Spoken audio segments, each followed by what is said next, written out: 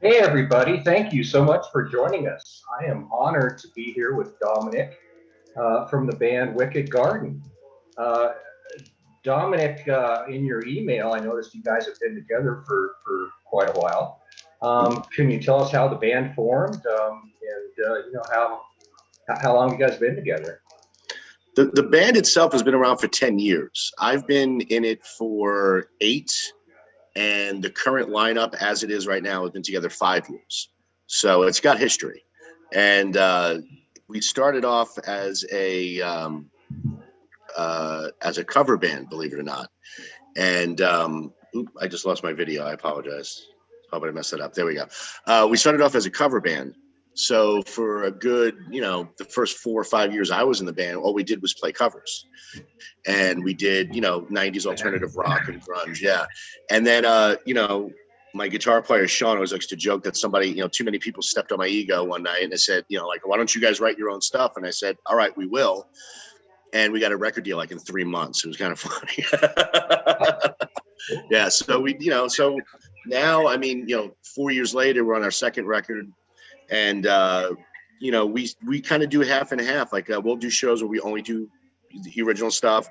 We'll do shows where we only do covers. We'll do stuff where we'll just do all of it, just depending on what's needed, So it was a nice little natural progression for us. That's a good place to be, for sure. For sure. Yeah, definitely. I've been playing the song by Bipolarcoaster. Is there a message with that song? Yeah, there's a message and it's kind of been misinterpreted by a couple of other press people, so I'll clear it up. The song is about people that are kind of dealing with I guess we would call mental issues. Okay, not necessarily mental illness, but they're just going through something.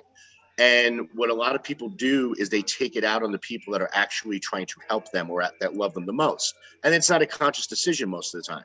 So somebody had called me out on it, saying that the chorus line saying it's all in your head was, not very nice. And I'm like, well, no, it doesn't mean that it's only in their head that they're making it up.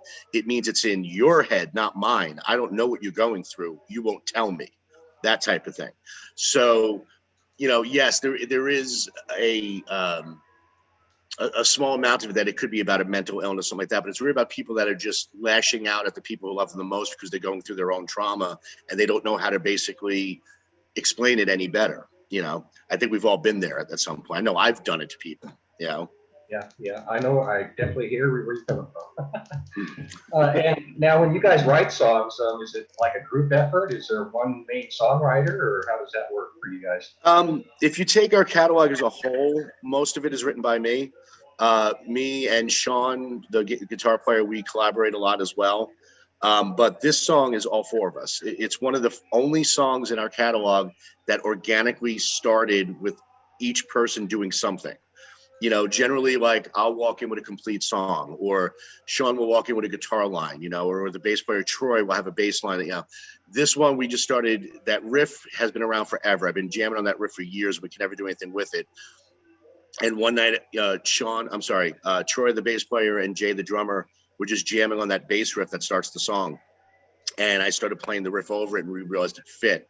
And then the 4 of us just kind of worked on it all night. And then I went home and wrote the lyrics the next day. So that's one of the few songs where we all had an equal hand in writing. It's kind of interesting because most of the times I write stuff kind of complete, like I come in with the whole song done. So it's nice to have this little collaboration every now and then. Cool. And where can we get your songs? They are everywhere. They're on Spotify, they're on Apple, they're on SoundCloud. If it's a streaming service, it's on there right now. We're having trouble with Amazon. I will say that, though. I found out today that we're still not in the Amazon store, and that's just an issue with the distributor. So I'm working on that. But also the new CD by Bipolarcoaster is a 5-song EP. That's going to be available on our website by the end of November, and we're going to sell it exclusively on there. So, the 3 songs that make up Bipolarcoaster digitally are included, plus 2 singles that we released last year are also going to be on the CD. Cool. Look forward to it. And I'm sure with COVID, you guys have been restricted. Do you have any tour dates coming up? Any gigs?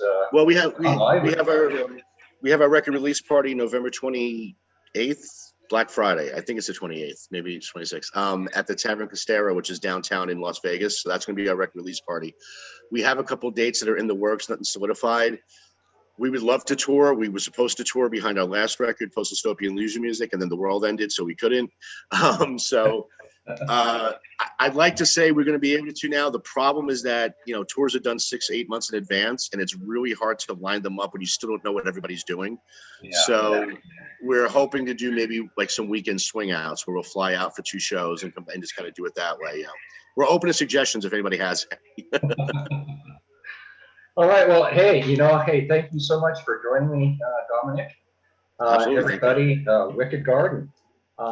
You can add their song, Bipolarcoaster, in the members area on our Battle Rocks radio website. Hey, thank you again so much for joining us. I appreciate it. Thank you for playing the music. I really appreciate that. Yeah, you bet. You definitely do. Hey, rock on. You too, sir.